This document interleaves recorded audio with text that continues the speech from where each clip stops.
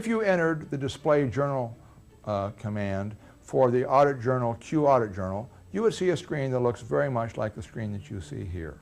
What this gives you is a list of all the entries that are in the journal receiver. You see that there is a sequence number and an entry code and a time that the event occurred. If you would like, you can go out and display more details, but the very observant among you would observe that there was an entry 2819 that was missing. Well, it turns out your journal receiver is a very secure mechanism and people cannot delete entries out of there. Well, what's happening to this missing 2819 entry? This happens to be a hidden IBM entry that is not shown to you when you do the display journal command. Now, let's now take a look at how you might look at the details of a particular entry.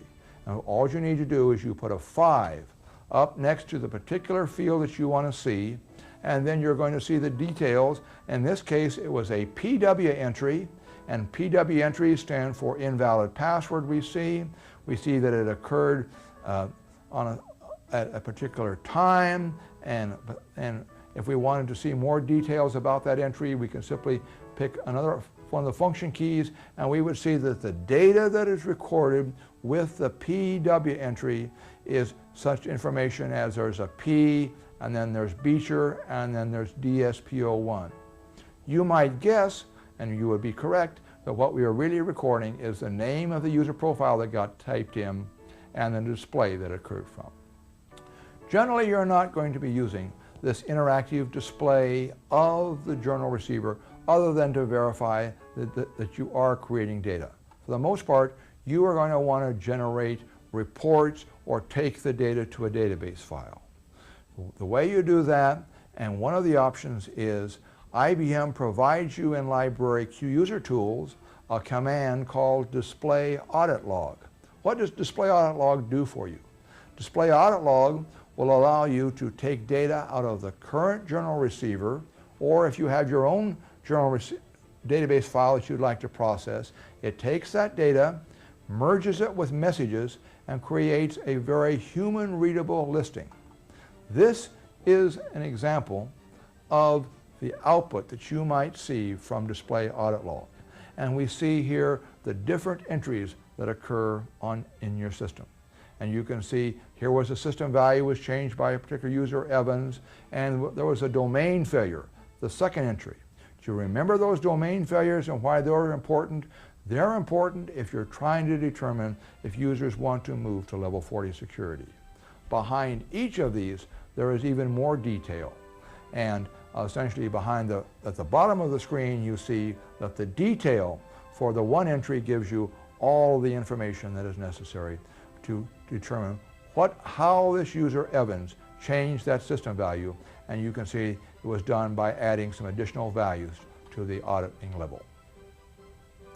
If you're going to want to process the data yourself through your own application program, you're going to want to use the display journal command yourself. This is an example of the display journal command, and I always recommend that you use the output format type *type 2. And you're going to say output to an out file. The journal code type T says, I want the IBM security entries. Only IBM can put in entries of type T. Any entries that user applications put in have an entry code of type T. So now we've begun to select the data, but you can even enter more selective criteria. You can, if you have multiple journal receivers, you can name the starting and ending journal receiver.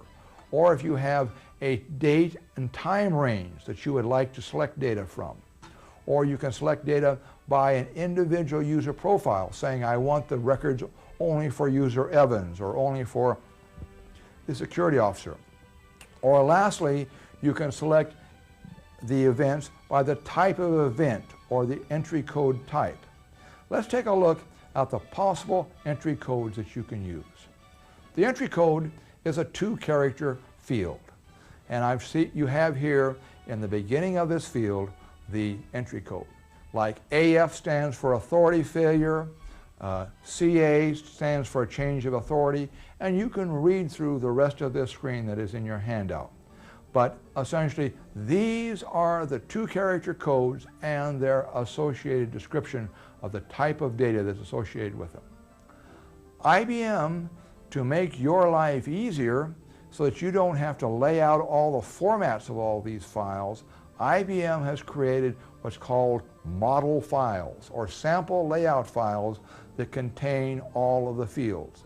And the way these files are laid out, they all have the name, they all live in library QSYS. All of these files exist in library QSYS, and they have the structure Q, A, S, Y, and then the 2-character code JF. So the name of the file for the AF, the authority failure message, would be Q, A, S, Y, AF journal entry. And all of these files are available to you in the system. Let's now take a look at how I would set up some auditing, or knowing how the structure of the files get written out. Essentially, all of the data in the out file has the following structure. There is the common fields that occur up front, and then there are the entry-specific fields, and at the front of every entry-specific field is the object name, the object type, and even a subtype of failure event. Let's take a look at the details. First, the common entry fields. Here we have a list of all of the common entry fields, and you could scan through this list and you would observe something rather interesting. At offset 41 is the user profile name, and the user profile name is repeated again at offset 118. And you're probably wondering, why is the user profile in the system twice? Well, the user profile name is in the system twice. The name at offset 41 is the user profile that the job started under. The offset at job number 118 is the profile that the job is currently running under. Generally, these will both be the same, but if you have used the APIs to dynamically switch user profiles, the field at position 118 will give you the new actual real user profile. So if you're going to try to do analysis of what user profile is accessing the data, use the data at offset 118 in this file. Now here is one of the example fields for the journal entry code, and this happens to be the journal entry code for an authority failure message, and you're going to see at position 156 of all of the messages is where we have the entry code. And then we have the object name, the library name. Let's look for the authority failure message, how position 156 is broken down. Essentially, 156 is a 1-character position that gives you a feeling for the type of authority failure. So we see here from this table that an A says that you have unauthorized object access. A B says you have a blocked or a restricted instruction. And this, if you would see a B, this says you could not run level 40. A C says that you have a violation, a domain violation failure of the object structure. That's what a D is the domain violation structure. J says that we've had a user profile start failure. P says when people tried to swap user profiles, an error was detected, or there was a hardware error prompt detected, or maybe someone even tried to sign on with a default user profile.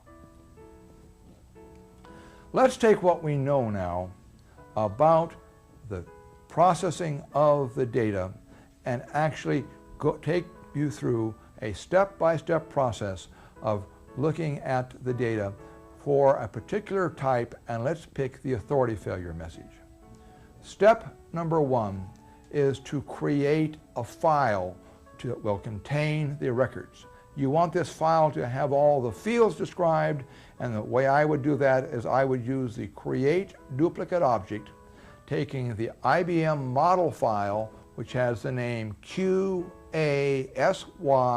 and then the 2-character code AF journal entry, and I would copy that file without its data into my library. So what I have right now is simply a file that has the data descriptions in it. My next step is then I want to use the display journal command to extract the appropriate data. And I'm going to extract the data of entry type AF, and I want to put it in the file that I have just created. So what the system is going to do is going to take data out of the journal receiver, and it's going to begin to copy the data from the journal receiver into my database file, all of the AF entries. I could even be more precise. I could pick it by time or by individual user, but now I have the data in a database file. Once I have the data in a database file, then processing the data and writing the reports is fairly simple. I simply use the power of AS400 query or the AS400 database to write my own application. I myself prefer to use query to write my reports because it's a very simple language for users to use. So what we have seen is a technique of reporting on your system using the audit journal. One of the available resources that you have for you on the AS400 is Library QUserTools. Library QUserTools is the example code provided by IBM as source files that contain a number of useful tools. I would like to share with you some of these tools that are extremely useful in the area of security. But first, we need to understand just a little bit about what Library QUserTools is. It is an optional feature of AS400. It does not have to exist on the system. It is provided to you in source form, so you're going to have the appropriate compilers. Normally, you will require the RPG compiler to access the system. And these tools supplement a number of the AS400 features. And you can have your IBM SE, if you can find your IBM SE, you can have them send a message to the user profile QUser tool at the address RCH AS400 or AS04 to get the latest changes. How does Library QUserTools work? Essentially, it is a library that contains a number of source files, RPG, DDS, CL commands, source, and you create the tools using the create TAA tool command itself, which will generate the commands, the programs, and the runtime objects in a library that you choose. Most people elect to use the name TAA tool for that library. But to save space, IBM no longer ships the source files in uncompressed form. You need to understand how you're going to really, if you want to start up using Library QUserTools, you need to understand what really gets shipped is you get the one source file of QTAA info that describes the rest of the tools for you, and then you get save files, which are compressed versions of the files of all the rest of the objects. You need to convert the objects from their save file format into the format that you can access them using the work member PDM or something like this. Essentially, you do that by calling the program that's available on the tool called unpackage, and you can choose to unpackage all of the objects. What that does, that takes those save files and makes them into individual source files that can then be edited. Once you have created the source files, then your next step is to actually create that very first tool called Create TAA Tools. And there are directions in the IBM documentation or in the mid-range systems guides that tell you how to create these tools. The way essentially you would do it is you're going to create the program into a library TAA tool called TAA tool LAC. And this is the program that when you submit this program, it's going to go off and create the rest of the tools that you need for Create TAA Tools. But we're not done yet. We then finally have to then set up additional libraries, like the files library. Many people tend to use the library TAA files if they want to separate that out. Or they may separate out their commands in a TAA command library too. And then what you're going to do is you're going to choose to use Create TAA Tools for any of the selected tools that you find interesting. This is a very brief, high-level description of how library CPYUSRTools is used. The advantage of library CPYUSRTools is that it has a number of working source examples, and most good programs are never written. Good programs are stolen from other programs. Let's now look at the security-related tools.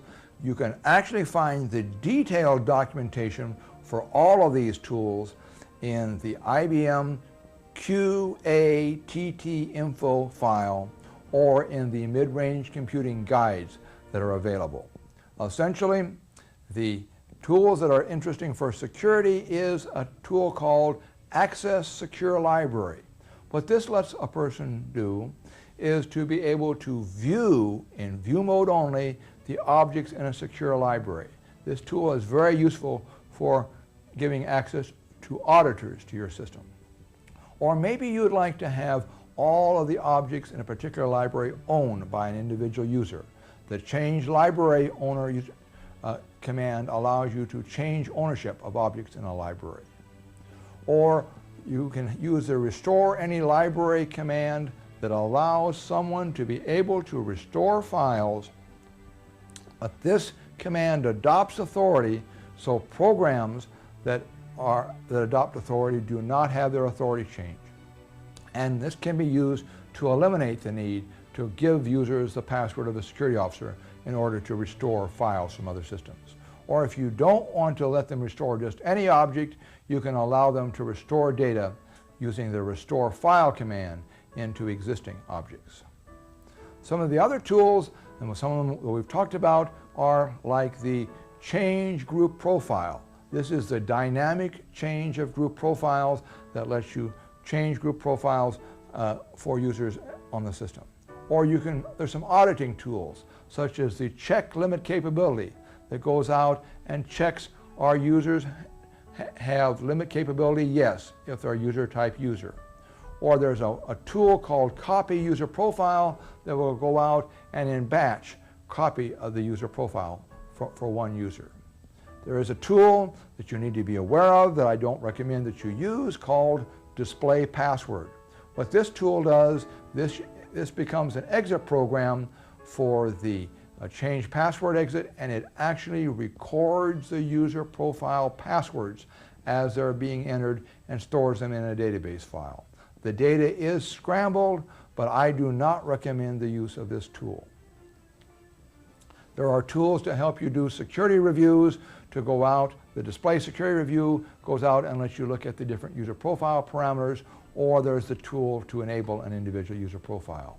For auditing, there's the powerful tool called CHGUSAPWO. This goes out and finds all the job descriptions that have usernames in it. Or a tool called Check Library Owner checks the ownership of objects within a library. Or Check Limit Capability is an auditing tool to check the user class to make sure the users have limit capability. You can display with adoption.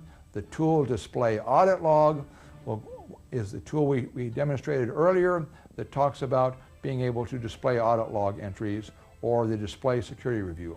There's even a tool to go out now and display the authority for an object. This tool differs, the Display User Authority tool differs from the IBM Display Object Authority command in that this tool factors in all possibilities of authority, including the user profile authority, the group profile, and any authorization list members. Here's kind of the detail on the Display User Authority command because it's a tool that you may find useful. It's available to you now in version 2, release 3. It's going to include all private authorities, all group profiles, all object authority, and this tool even has an indication for objects that have authority that is less than the public. And this would be important for performance tuning. Here is an example of the output that you might see out of this tool. Is where you're going to see a particular object and the users that are authorized to this object. And the performance indication would say, if you ever see a plus in this particular column, it's going to indicate that this object maybe needs to be changed to get better performance. Finally, the last set of tools in the library Q user tools are tools that can be used between multiple systems. And this tool says, I want to be able to change the password on a remote system, or I want to copy a user profile to a remote system, or change the authority of an object, or change the user profile on a target system. The difference between these tools and the other ones are, these tools only create a command that's in the scrambled mode and do not transmit the command to the other end. Essentially, your application is responsible for first creating the command and then transmitting the command, and then at the other end there are companion tools that will unscramble the command and execute the command. I talked about scramble, and there are some programming tools that you might find useful. One is the check user authority command that essentially ignores adopted authority that says, what is the authority for the signed on user? Or you can retrieve the special authorities for a user profile, or a tool called Scramble. All of these tools help you in your use of the system.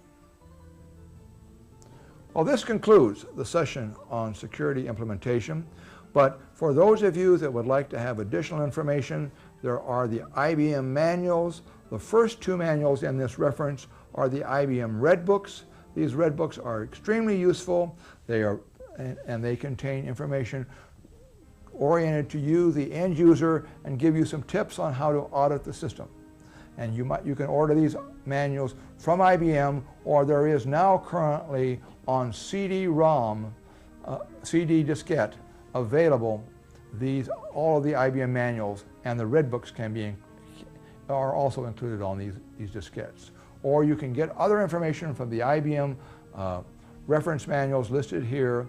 There is online education, there is library Q user tools, and that concludes the session.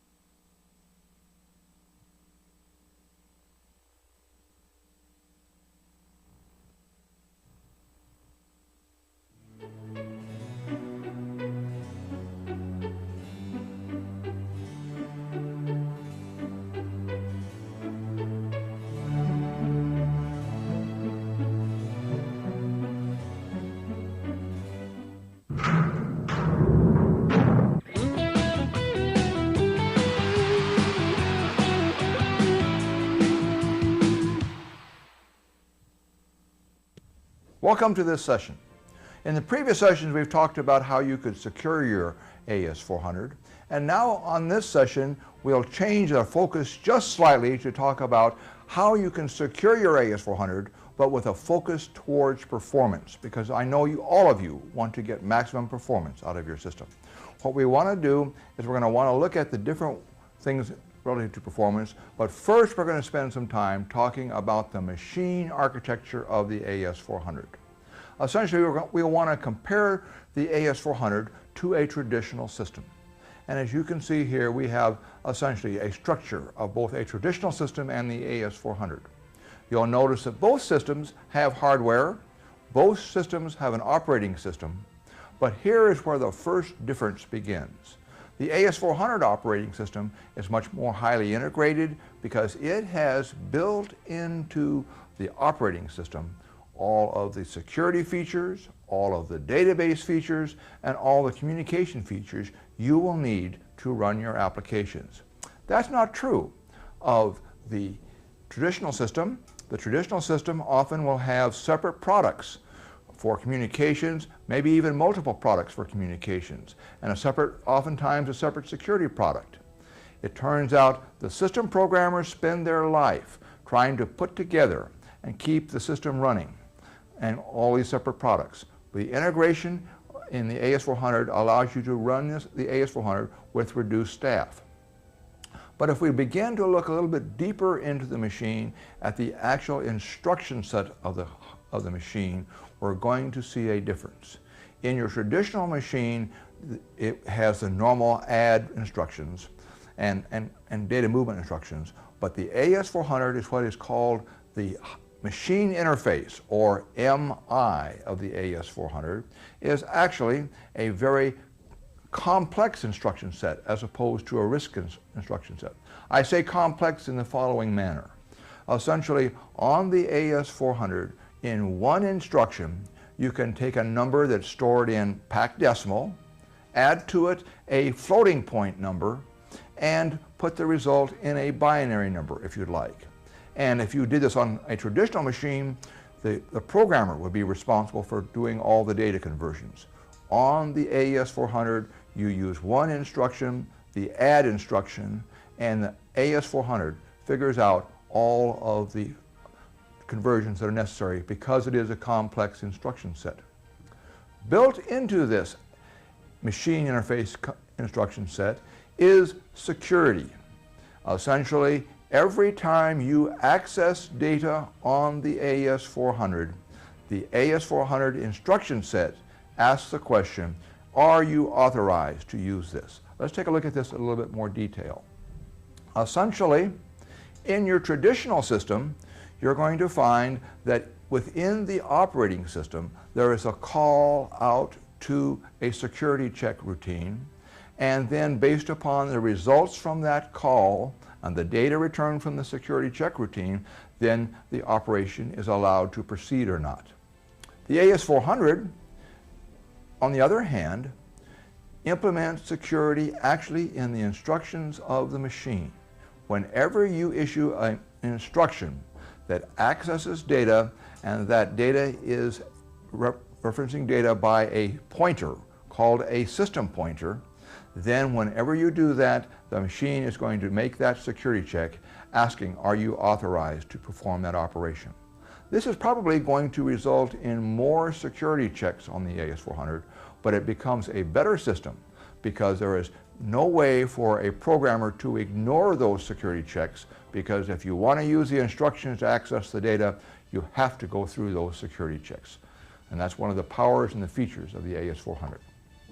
Let's talk about the instruction execution. As I've explained to you before, that really security is part of the instruction execution, and it's going to be done every time you access an object. Now, you cannot really control the number of access checks that are occurring on the machine, but what we're going to be focusing on is how you can select a design that's going to minimize the overhead of these access checks. Let's take a look at a typical, very simple application program that essentially goes out to a data area, retrieves the data area, increments that data area by 1, and then puts the result back. This might be an example where you're updating a billing number or something like that. This simplest of all CL programs has no less than 7 access checks made. Let's take a look at each one of them. First, When you call the program, it's going to ask the question, are you authorized to run the program?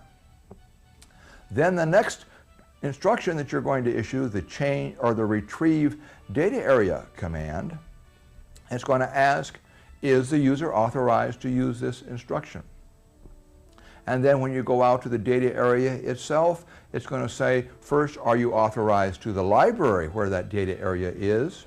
And then, are you authorized to the data area itself? The next instruction, the change variable instruction, has no access checks made because this is not accessing data in the objects. This is just manipulating the pointer or the numeric values within the application program. The next command, the change data area command, will have more access checks. You're going to be asked the question, are you authorized to the change data area command?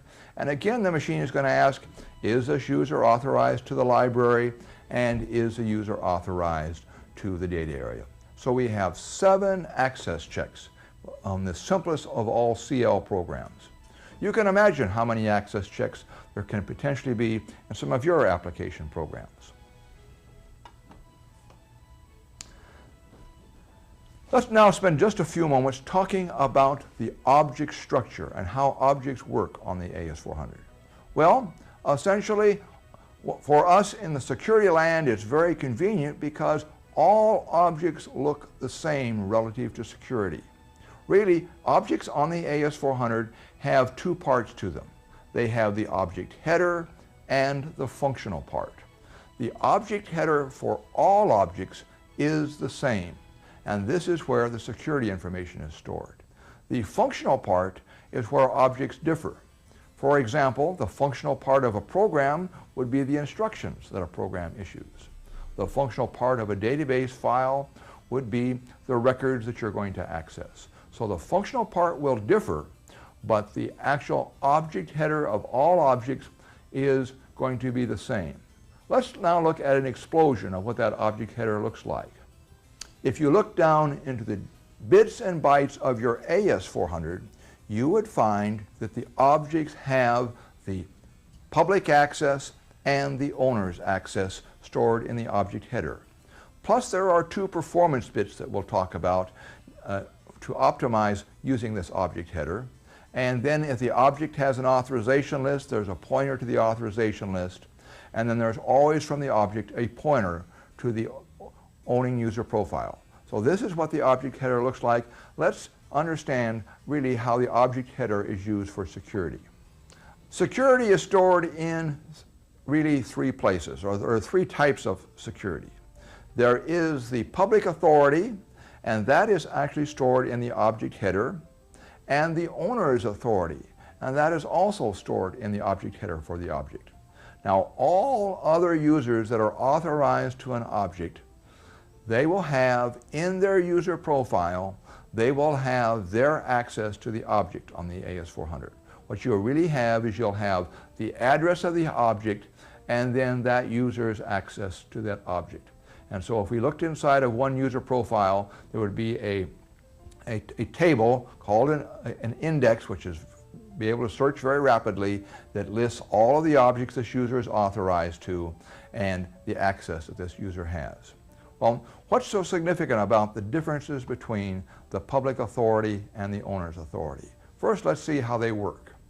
If when you create an object, like creating the data area test, you're going to create this object header, and the object header is going to have, for the owner's authority in this case, it's going to be all, and for the public authority, we see on the create command that it is change.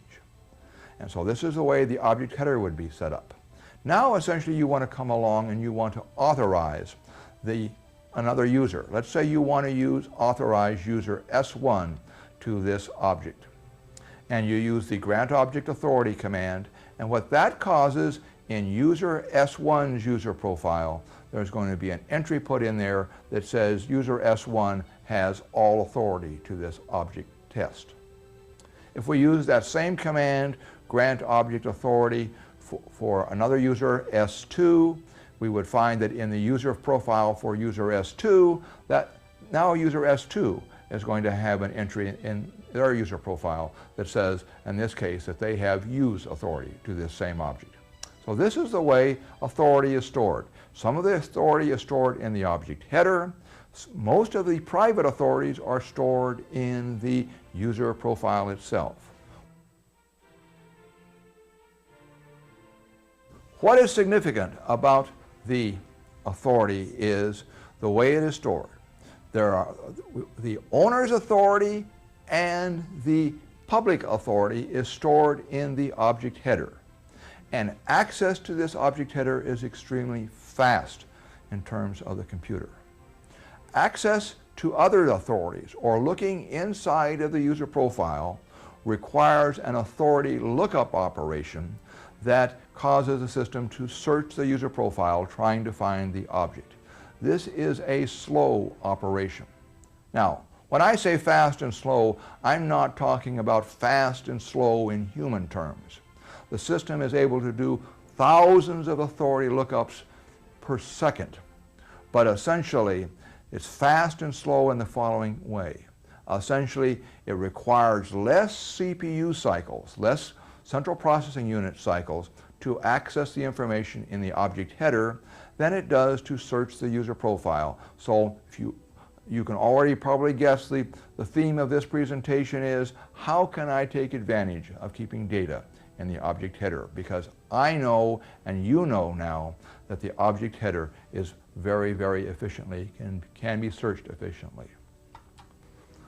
Because of this, IBM added two flags into the object header that essentially allows IBM to try to maximize looking in the object header.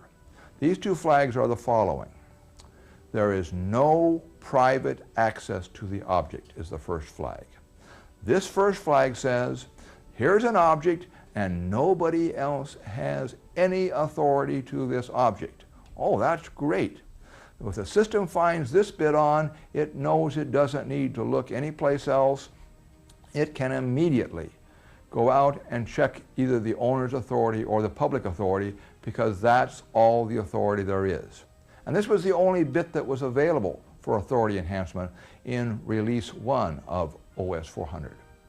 But then many of you talked about performance and said, IBM, isn't there something that you can do to make it even better?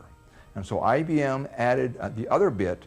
This is called the no access less than public. And what the no access less than public says is, yes, there are some people that are authorized to this object, but they have more access than the public. Well, what does this tell the computer? If the more access, or if the no access less than public bit is turned on, this says to the computer, whenever you're going to access this object, you can simply check if the public authority is enough. Because this bit's on, nobody has any less authority, and therefore you can make the determination simply on the public authority in many cases. You've guessed it, we're going to spend our time talking about how do we keep these two bits turned on in order to have maximum performance. Let's take a look again back at the creation of our objects. When you created, or when I created this data area, it assigned the public authority and the owner's authority, and at this point both of those bits were turned on because there was no private access and there was obviously nobody had any access less than the public. Now when I granted user S1 access, I gave user S1 all access. The public access was change, and so now since I've granted somebody a private access, the bit gets turned off that says there are no private accesses. But the other bit that says, are there any users that have less authority than public, remains on, because user S1 with all authority has more than the public authority of change. But now let's look what happens when I grant access to user S2. Granting user S2 use authority is, with use authority being less than the change authority, that is going to set this bit off in the header of the object, and now the system, it does not know what particular users have less authority than the public, so the system is going to have to go out and check every user profile when anyone accesses this object test. And so we'll be spending some time looking at how to keep these bits turned on. You can actually measure the number of authority lookups, and the authority lookups really are a measure of how many times the system has to scan the user profiles to find the address of objects and their authority. Essentially, the authority lookup operations are equivalent to using CPU cycles to do this lookup operation, so you want to avoid it. Let's see if we can figure out how the system does an authority search so that we can begin to understand some rules on how to use the system. First check that the system makes is it does what's called the fast check. It looks at the object header and it says, are the bits configured such that I'm able to make a determination from the object header? If you can make a determination from the object header and the public authority or the owner's authority is sufficient, then the operation is allowed immediately. If you cannot make a determination, in other words, if you can't make a fast check, or if the access isn't enough, then it's going to have to go look in the user's profile. And it's going to look in the user profile and ask, does the user have enough access? And then if you don't have enough access for the individual user and you don't find any access for that user, then if that user has a group, it's going to go on and look to see, is there any access for the group profile?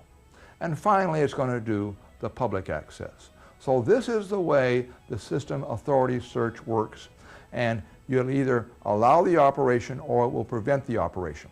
However, before it prevents an operation, it makes one more potential authority lookup, and it says, is this user running any programs that adopt authority? If the user does not have sufficient authority, then when it starts to search for adopted authority and programs that adopt, it's going to be looking in the user profile now of the owner of the program to determine if this gives the user additional access that the operation can be allowed. If there's still not enough access, you will be getting the not authorized message. If there's enough access, the system will allow the operation to proceed. And this is essentially the way the system does an authority search on your machine. Now, let's spend just a minute looking even more detail, the next level down, of how does the system do the authority search at the profile level. The first check the system makes is it makes a check in the user profile to say, does this user profile have all object authority? If the user profile has all object authority, then the system immediately gives this user all access and no other checks are necessary. But now we come to the first authority lookup. If you're not an all object user, the system says, I'm going to check in the user profile and answer the question, is this user authorized to the object? If the user is, then the system is going to use that private authority to the object. If it does not find any private authority, then it will ask the next question, is the user authorized to the authorization list? And this requires a second authority lookup operation looking at the authorization list to see, is the user authorized to the authorization list? Now this is the way the system does the authority lookup, first for the user. If it doesn't find any for the user in all of these steps, then it's going to repeat these very same steps for the group profile. If it doesn't find anything there and it needs to go to adopted authority, this is the way it's going to be doing the authority lookups for all the user profiles that are adopted. Now the key here is essentially if it can get the data out of the object header, it's very rapid. If it has to go to an authority lookup, it's going to consume CPU cycles on your machine. I'm sure many of you are asking the question, how many authority lookups are occurring on my machine? And essentially, if you have the performance monitor from IBM is going to give you reports on how many authority lookups are occurring on your machine. But you do not need to purchase the IBM Performance Monitor, because in AS400 you have all the tools you need to be able to determine how many authority lookups. The way you can do it on your system, if you do not have the Performance Monitor that's recording this data for you, you can do the command Start Performance Monitor. What does this do? This runs a job that's going to, every 5 minutes or every 15 minutes, go out, collect the data on the number of accesses on all types of performance-related information, including authority lookups, and store this data into a database file. And you can collect this data for several hours if you'd like, and then you'll want to know how many authority lookups. Essentially, the file that the Start Performance Monitor uses, where the security data is located, is the file QAPMSys. This is where all the authority data is located. And the format of this file is described in detail in the IBM Work Management Guide, but you can essentially rely on the field level descriptions of the fields. And what I tended to do, because I didn't have query on, or I didn't have the performance monitor on my system, I ran this program, Start Performance Monitor, collected data for several hours, and then I ended the performance monitor and began to look at this database file using query. And what did I do? I essentially picked out the time interval that it was running and the authority lookups. And so I got, during this time interval, there were a certain number of authority lookups. Now I was measuring this in terms of every 5 minutes. So essentially, the number of authority lookups that I'm seeing is the number of authority lookups that occurred within a 5-minute interval. Well, IBM and I provided some tables for you that essentially says how many authority lookups per second and what's their impact on performance. And you'll have those in your handouts. But let's take a look at an example. Here's an example of, let us assume that we have a C20 AS400 system, and based upon the data we have collected, that we are getting approximately 25 authority lookups per second. Now, how did I figure out the 25 authority lookups per second? I essentially took the data from the last example and I divided it by 300, because there are 300 seconds in every 5-minute interval. So I came down to an average of around 25 authority lookups per second. I go into the table, and on my C20 system, I see that I am using essentially 7% of my computer for these authority lookups. And you can do the same for your computer based upon the number of authority lookups that are occurring and the type of system that you have. Now, some guidelines for you. If you find that the number that you're coming up with less than 3% of your CPU being used for authority lookups, in general, I would recommend that you have more important items to work on and not spend your time trying to tune security performance, because at 3% you're not going to get much payback. If your percentage is at 7% or more, that's the time when you're going to begin to want to make a decision. Do I need to do some analysis? Because probably there's some things that you can do to improve your system security lookups. But in the 3% to 7% range, that's going to be a judgment call based upon your other work activities. But essentially, you're going to use the tool, Start Performance Monitor, and go to these tables and figure out what percentage of the time am I using for CPU seconds to look up authority lookups. Well, that concludes the machine architecture part, and there's not really much you can do about that part. Let's now get to the interesting part, and probably the part that you came to this session for, is what can you do to make your security more efficient? What techniques can you use to make security more efficient? And let's talk about these techniques, because essentially you need to find a security technique that is very efficient but also very effective. And there are many, many security tools that you can use, authorization lists, user profiles, and it really becomes a puzzle to figure out what's the best technique. And I'll try to give it to you some recommendations in a few simple rules. And probably you can think of the rules based upon what you know about the architecture of the machine itself. First, what do you know? You know that the access to the object header is fast.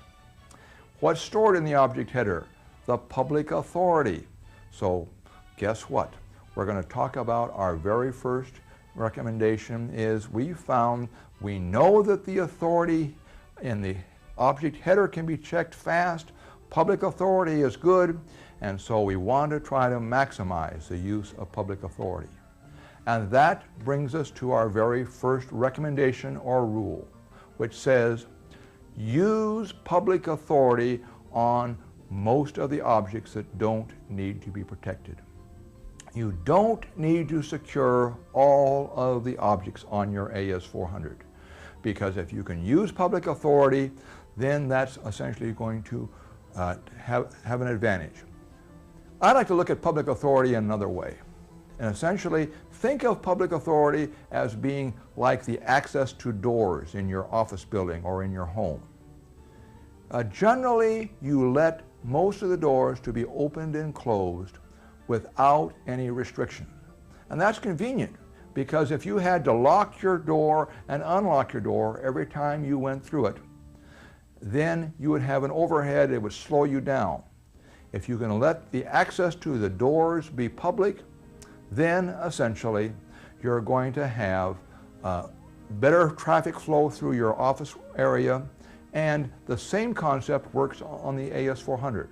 You have a number of programs that people are using, and generally a lot of these programs you don't need to restrict access to, just like you don't need to restrict access to a lot of the doors in your office building. Therefore, you want to use public authority. As a matter of fact, one of the customers that IBM had a terrible performance problem. They were spending 30% of their CPU doing authority lookups, and they brought IBM in to look at what were they doing wrong. And for some reason, I don't know why, this customer decided they were going to secure the RPG runtime routines.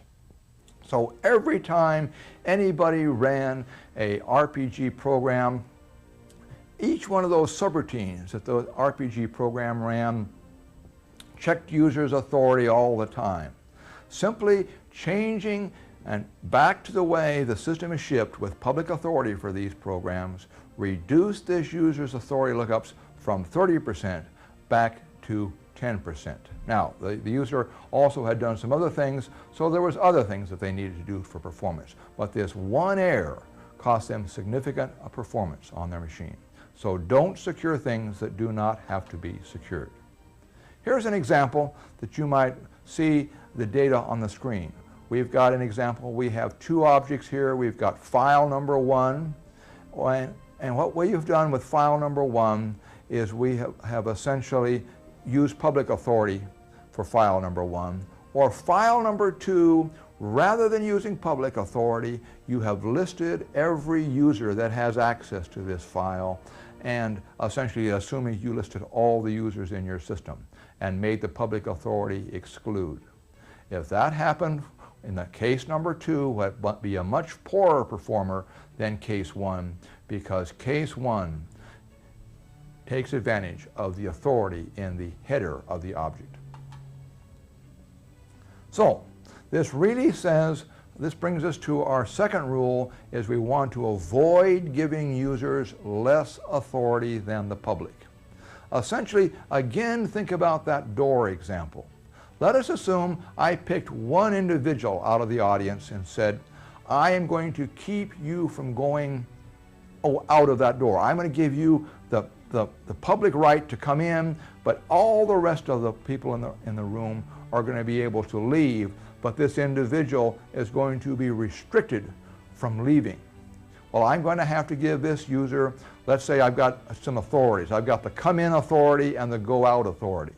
Well, I'm going to make the public authority come in, and I'll make the public authority even go out so that the rest of you can all leave.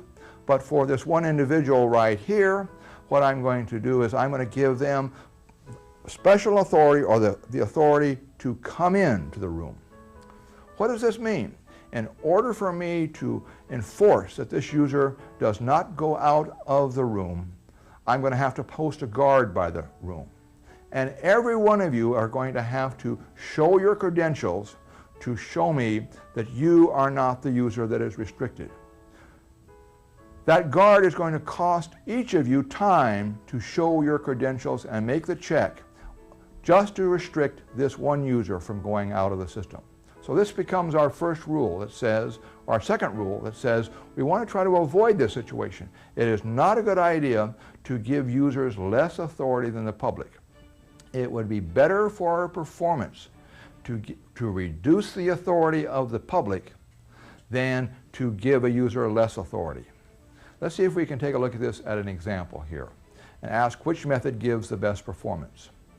In method number 1, we see the public authority is use, and we have given to user Mary change access.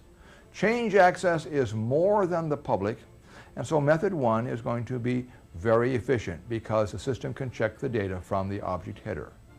In case number 2, the public authority is change, and we have given Mary use access.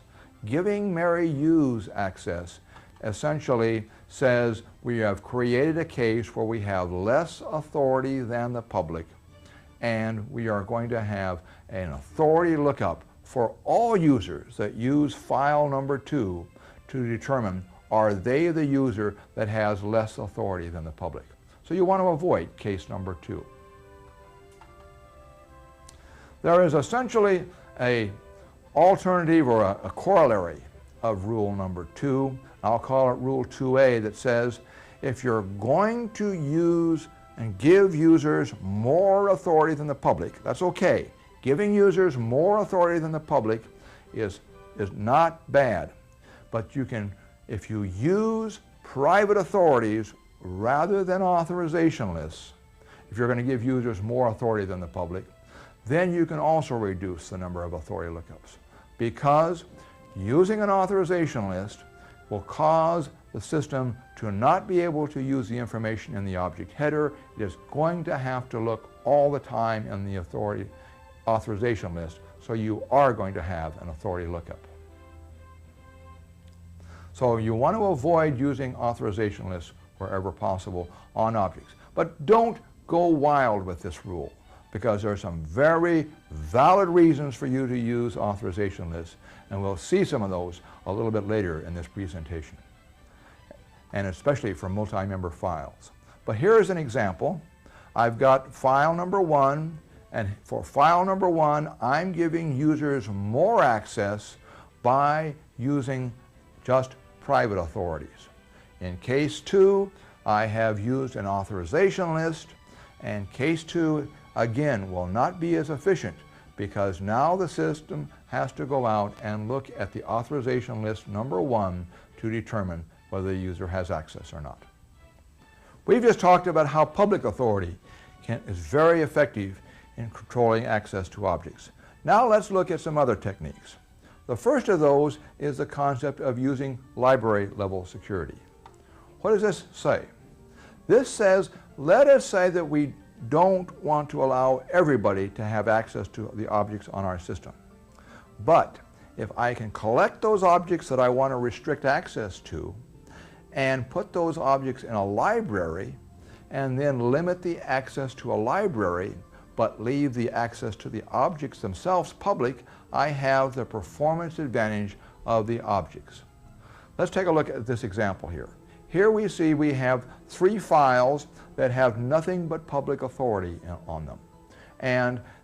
But they are stored in a library, and only user 2 that has use authority, the user profile group sales, which is probably a group profile, has use authority, and the public is excluded. So this really says that the only people that can access these files are user 2, members of the group 2 group profile, and of course any users that have all object authority. But the rest of the public is excluded from these files, and I don't have to do that on the individual file level. I can do this restriction at the library basis. Let's see how library security affects the number of authority lookups that occur in the system. Let's go back to our simple CL program and take a look at the number of authority checks that actually occurred in the system.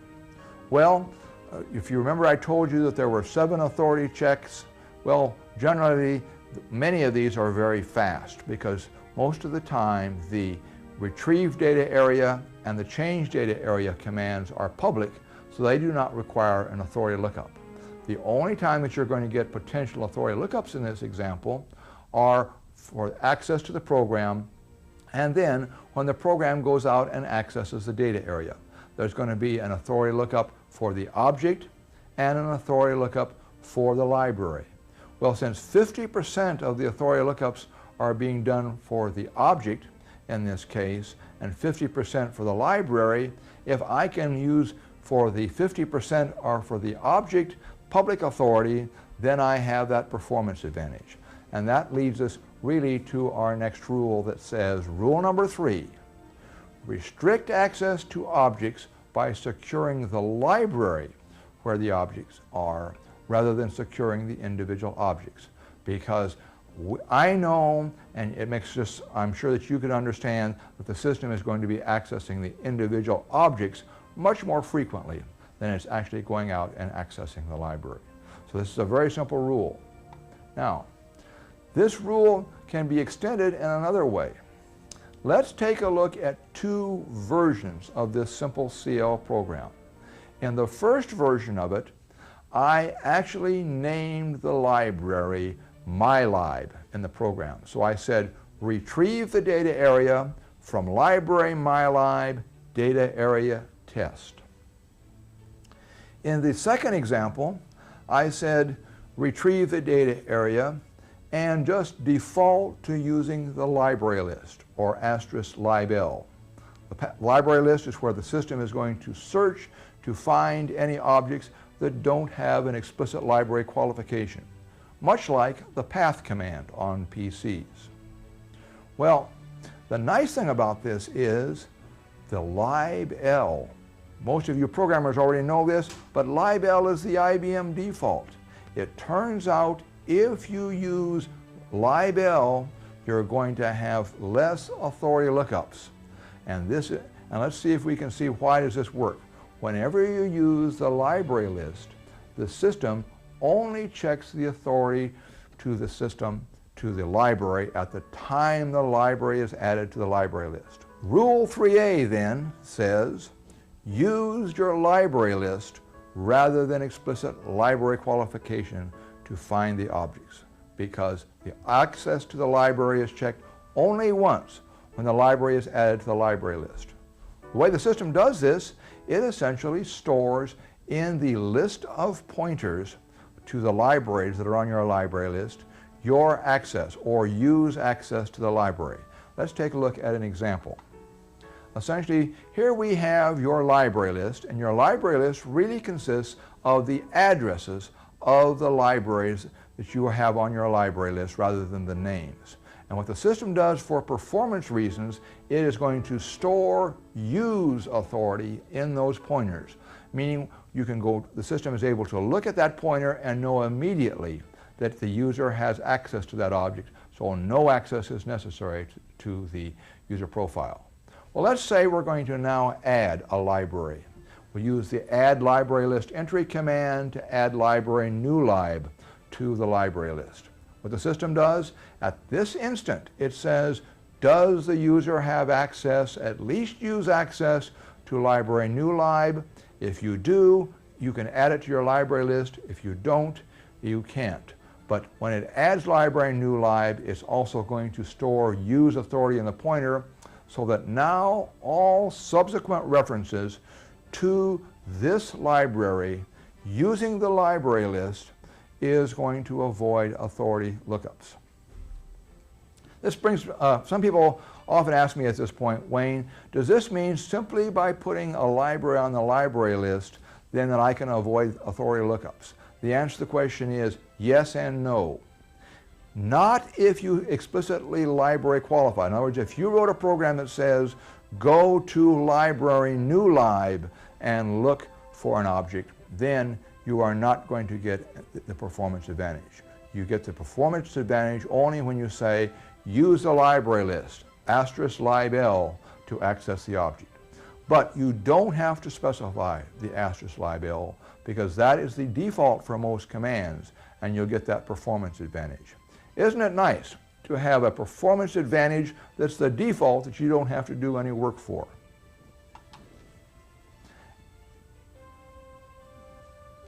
Let's even go a little bit deeper now and think about what we've learned about library security, we've learned about the library list. Let us assume that you want to restrict an access to an object. Why don't you use library security to restrict access to the object?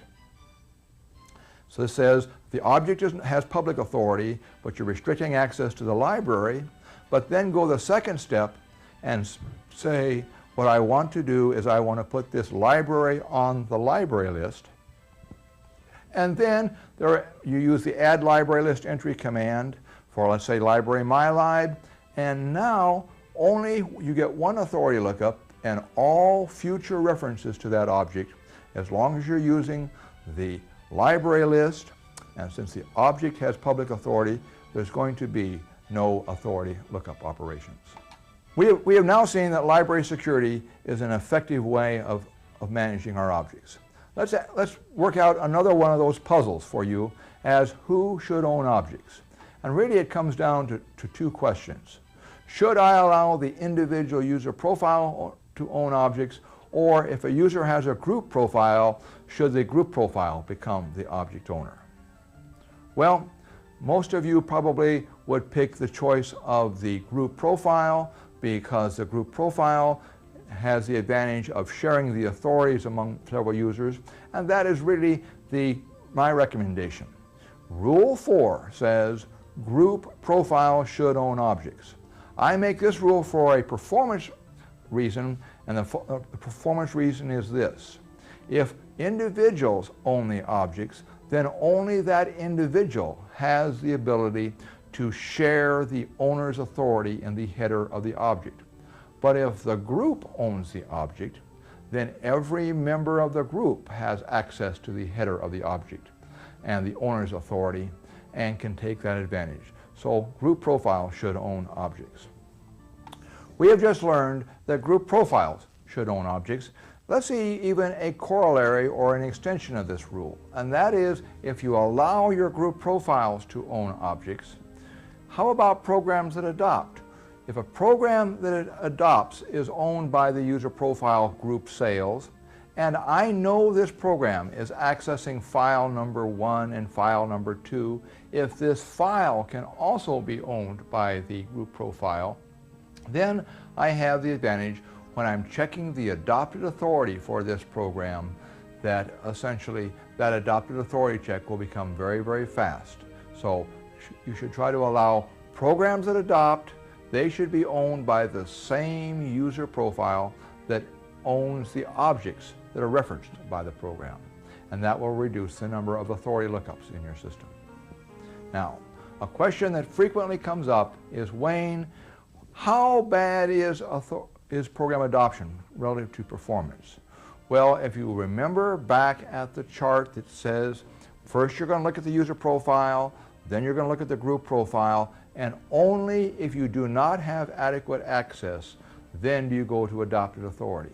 So yes, adopted authority can have an additional authority lookups, but the performance advantage is not a reason to prevent you from using adopted authority, because essentially adopted authority gives you the access to the objects that are very, very important. So now we have answered the question relative to who should own objects. Let's now take a look at the next topic, and that being is the use of authorization lists on the system. Essentially, authorization lists have some definite performance advantages that you can take advantage of.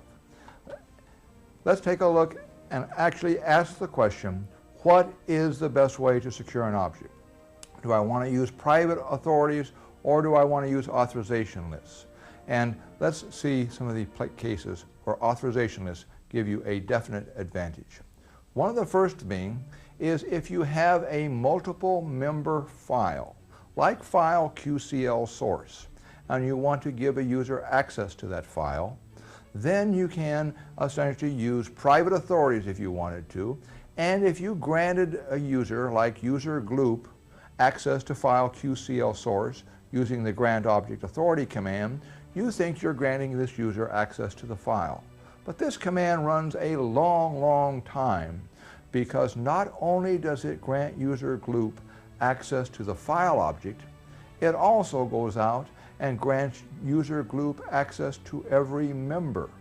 And if you had a file like I did that had 3,000 members in it, you're going to add 3,000 member authorities for user gloop in user gloop's user profile. But that's not enough. IBM goes through and they continue to say, every member has a data space where the data is stored, and these are really internal objects. So IBM goes through and it grants access to every one of these database objects, every one of these data space objects. So what does this say? Granting the user using private authorities to file QCL source while you think you're granting access to one object is going to generate 6,001 authority entry in user gloop's user profile. One for the file, 3,000 for the members, and 3,000 for each data space. This is if you used private authorities. Let's see the case if rather than using a private authority, you used an authorization list. If you use the command grant object authority to file QCL source to the authorization list and you name the authorization list, what would happen? Well, if you remember, every object has a pointer reserved in it to point to the authorization list. And that pointer will be filled in for all of the objects. So yes, all 6,001 objects the system is going through and it's going to fill in a pointer that points from the object to the authorization list. But authorization lists also keep a list of all of the objects that they secure. So in the authorization list object itself, there is going to be 6,001 entries in the authorization list that point back to the individual objects on the file. And in order for me to give user gloop access to this file via the authorization list, I have to add user gloop to the authorization list, and that's going to change one authority entry in user gloop's user profile authority with change access. So essentially I've got the header objects, and in this case I've really got 6,002 authority entries. And probably you're saying, well, Wayne, why on earth would you ever want to use authorization lists? In one case you've generated 6,001. Using authorization lists you've generated 6,002 entries. Let's now ask the question when you begin to authorize the second user.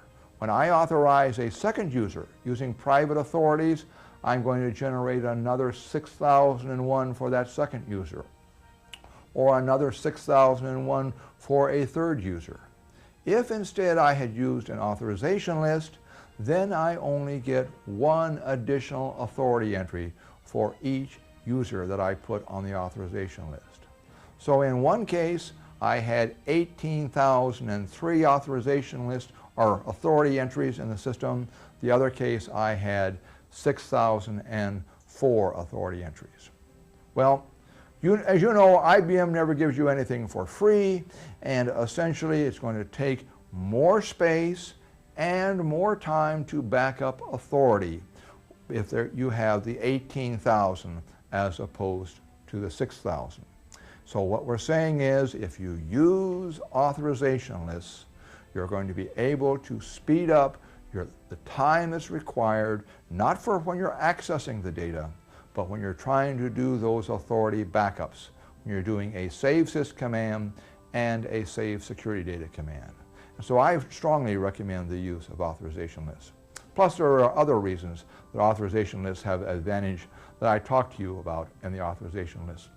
But one of the things relative to performance is what happens once you've built that authorization list if you've got another file like the RPG source file or the COBOL source file that you want to also give users access to this file.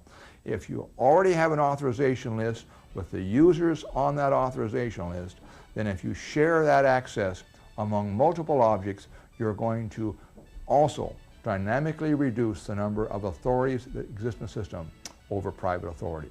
So using authorization lists have a definite advantage over private authorities in the case of multi-member files.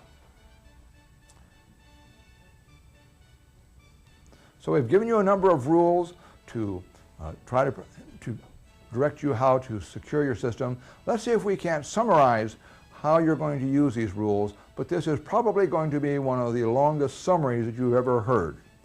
Essentially, as a summary, I want to show you the number of authority lookups that can occur in different cases. And let's take a look at each case individually. The first case is an object that has no private authorities, no authorization list, and I don't care whether the object has a group profile or not. Remember, this would be the case where the object has both bits turned on. In that case, I'm going to have 0 authority lookups occurring for this object. This is the ideal optimum case that you want to have and should be used for most public objects. Case number 2 says, yes, I have users that have private authority to the object. The object has no authorization list, but these users that do have private authority have more authority than the public. Well, whenever the public authority is adequate, since these users have more authority than the public, then that bit is still left on in the object header, and I'm going to be able to have 0 authority lookups. Cases 1 and 2 are the ideal case, but you can't always accomplish that. And so let's look at the case where you begin to restrict access to objects. Case 3 says, yes, this object has private authorities, and in this case, you have given some users less authority than the public, or the other case might be that the public authority isn't adequate to perform the operation. Since this case has no group profile, we are going to have 1 authority lookup, and that authority lookup is going to be a search of the user profile to say, is this user authorized to the object? Case 4 is very similar to case 3, but in case 4, I'm going to do the reverse. I'm not going to use private authorities. I'm going to use an authorization list. So in case number 4, I have no private authorities, but I do have an authorization list that secures the object. In this case, then the system is going to go to the user profile to do the lookup. It doesn't need to look up for the object because the bits in the object will indicate there's nobody authorized to the object in private authorities. It goes immediately to the authorization list, and there will be 1 authority lookup for the authorization list. Case 5 is the situation where you have both private authorities and an authorization list that secure an object. Since there is no group profile, but in case number 5, you're going to have 2 authority lookups. Essentially, you're going to have an authority lookup first for the user profile and then for the authorization list. Now, when I say that it's going to have 2 authority lookups, I'm really saying in the absolute worst case when it can't find the authority in either the user profile or the authorization list. So these numbers will be maximums in every case. Let's now, most of you don't operate in the environment where you don't have group profiles. Let's see how group profiles then affect the number of potential authority lookups. Case 6 is very similar to case number 3. Yes, I have private authorities, I have no authorization list, but now I have a group profile. the number of potential authority lookups for this case is going to be, one, you're going to get an authority lookup for the individual user to the object. If you don't find access, you're going to get a second lookup. This time, is the group profile authorized to the object? So you're going to get two authority lookups. Case 7 is the case where you do not have any private authorities, but you do have an authorization list, and the user that you're checking happens to have a group profile. In this case, you can have potentially two authority lookups. The first one being is the user profile on the authorization list. The second one being is the group profile on the authorization list. The case that we really want to avoid is case number 8 and the last case. This is the case where we have, or this is the situation where we have a group profile, we have private authorities to an object, and we have an authorization list. And we see that the number of potential authority lookups that can occur in this situation is 4. You're first going to look, is the user profile authorized to the object? Is the group or is the user profile on the authorization list? Then you ask the same question, is the group profile authorized to the object, or is the group profile authorized via the authorization list? So we're getting essentially 4 authority lookups. What you really will observe when you look at this table carefully, you will see that cases 5 and case 8 are really double the lines above them. They're really the sum of the case of the two situations where you have either an authorization list or a private authority. So essentially, this leads us to our very last rule, and it's a rule that says, if you're going to secure an object, use either private authorities or authorization lists. Don't use both techniques, because if you use both techniques, you have the potential for doubling the number of authority lookups for any particular object. So you want to avoid using authorization lists and private authorities on the same object. Then let's now go to the real summary. What should you try to carry out as the way that you should try to secure your system? Number 1, you should try to use public authority wherever possible, because we know public authority is very efficient. It is all right to give users more access in the public. If you use private authorities, it will avoid an authorization lookup, but I do not feel that this gain warrants the disadvantage that authorization lists have relative to the number of authorities that occur in the system. Our next rule dealt with using library level security. Try to use library level security rather than securing the individual objects. And if you're using library level security, take advantage by using the library list. Group profiles are the recommended owners of objects. And the last one we just covered is, if you're going to secure an object, either use an authorization list or private authorities. Don't use both techniques. If you follow these simple rules, you will be able to secure your system adequately and without major performance problems.